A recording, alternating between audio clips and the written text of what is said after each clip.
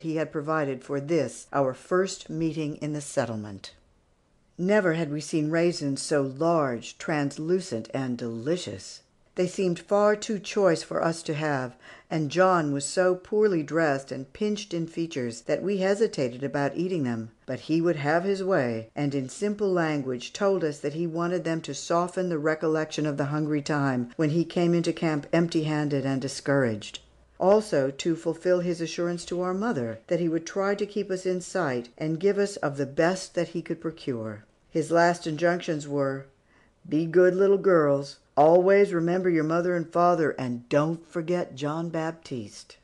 He was gone when Grandma got back, and she was very serious when told what had occurred in her absence. She rarely spoke to us of our mother, and feared it might lessen our affection for herself if others kept the memory of the dead fresh in our minds. There were many other happenings before the year closed that caused me to think a great deal. Grandpa spent less time at the shop. He bought himself a fleet-footed horse which he named Antelope, and came home oftener to talk to Grandma about money they had loaned Major Prudon to send to China for merchandise, also about a bar-room which he was fitting up near the butcher shop for a partner. Next, he bought Faithful Charlie, a large bay horse with friendly eyes and long black mane and tail. Also a small blue farm wagon in which Georgia and I were to drive about the fields when sent to gather loose bark and dry branches for baking fires. We were out for that purpose the day that we saw Grandpa ride away to the mines, but we missed seeing Jakey steal off with his bunch of cows. He felt too badly to say good-bye to us. I was almost heartbroken when I learned that he was not coming back. He had been my comforter in most of my troubles, had taught me to ride and drive the horse, shown me the wood duck's nest in the hollow of our white oak tree, and the oriole's pretty home swinging from a twig in the live oak, also where the big white-faced owls lived. He had helped me to gather wildflowers, made me whistles from branches cut from pussy willows, and had yodeled for me as joyfully as for loved ones in his alpine home. Everything that he had said and done meant a great deal more to me now, and kept him in mind as I went about alone or with Grandma, doing the things that had been his to do. She now molded her cheeses in smaller forms, and we had fewer cows to milk. When the season for collecting and drying herbs came, Georgia and I had opportunity to be together considerably. It was after we had picked the first drying of sage, and were pricking our fingers on the saffron pods, that Grandma, in passing, with her apron full of Castilian rose petals, stopped and announced that if we would promise to work well, and gather the sage leaves and saffron tufts as often as necessary, she would let us go to a real school, which was about to open in town. Oh dear! To go to school, to have books and slate and pencil, what more could be wished? Yes, we would get up earlier, work faster before time to go, and hurry home after lessons were over. And I would carry the book Aunt Lucy had given me. It was all arranged, and Grandma went to town to buy slates, pencils, speller, and a stick of wine-colored ribbon to tie up our hair. When the anticipated hour came, there were great preparations that we might be neat and clean and ready on time. Our hair was parted in 4 equal divisions. The front braids, tied with ribbon, formed a U at the back of the neck, and we wore new calico dresses and sunbonnets, and carried lunch for 2 and a curious little basket which Grandma must have brought with her from Switzerland. Joyfully we started forth to the first American school opened in Sonoma. Alas, it was not what our anticipations had pictured. The schoolroom was a dreary adobe, containing 2 rows of benches so high that, when seated, we could barely touch the earthen floor with our toes. The schoolmaster told us that we must hold our slates on our laps, and our open books in the right hand, and not look at the pictures, but study all the time, and not speak, even to each other, without permission.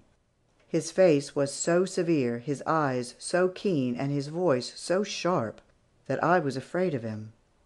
He had a chair with a back to it, and a table to hold his books, yet he spent most of his time walking about with a narrow strap of rawhide in his hand, and was ever finding someone whose book drooped, or who was whispering, and the stinging bite of that strap would call the erring to order. The Misses Boggs, Lewis, Smith, and Bone were pretty young ladies, and brought their own chairs and a table to sit around, and when they whispered, the master never saw them. And when they missed lessons, he didn't keep them in, nor make them stand on the floor. I learned my lessons well enough, but Grandma was terribly shocked because I got strapped nearly every day. But then I sat between Georgia and the other little girls in our row, and had to deliver messages from those on both sides of me, as well as to whisper a little on my own account. Finally, Grandma declared that if I got a whipping next day, she would give me a second one after reaching home. So I started in the morning with the intention of being the best girl in school. But we had hardly settled in line for our first lesson when Georgia whispered behind her book, "Eliza, see, Mary Jane Johnson has got my nice French card with the double queens on it, and I can't get it." Forgotten were my good resolutions. I leaned out of line and whispered louder than I meant, "Mary Jane Johnson, that is my sister's card, and you must give it back to her." She saw the master watching, but I did not, until he called me to hold out my hand.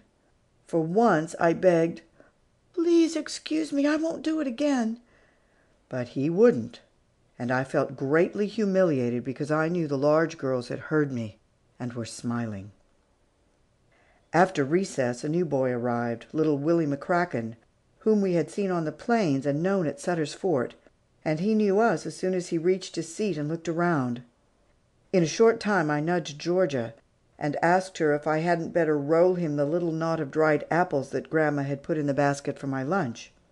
She said yes, if I wanted to. So I wiggled the basket from under the seat with my foot, and soon thereafter my bit of hospitality was on its way to the friend I was glad to see again. Instead of his getting it, however, the master stepped down and picked it up, with the hand that didn't have the strap in it.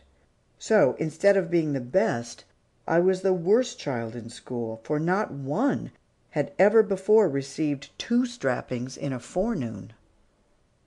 It must have been our bad day, for Georgia felt her very first bite from the strap that afternoon, and on the way home volunteered not to tell on me if Grandma didn't ask. Yet Grandma did, the first thing, and when Georgia reluctantly said, "Yes," Grandma looked at me and shook her head despairingly. But when I announced that I had already had 2 strappings and Georgia 1, she burst out laughing and said she thought I had had enough for one day. A few weeks later the large boys drove the master out of school on account of his cruelty to a little fellow who had played truant. In that dingy schoolroom, Georgia and I later attended the first Protestant Sunday school and church service held in Sonoma. End of chapter 24. Recorded by Donna Stewart, Seattle, Washington.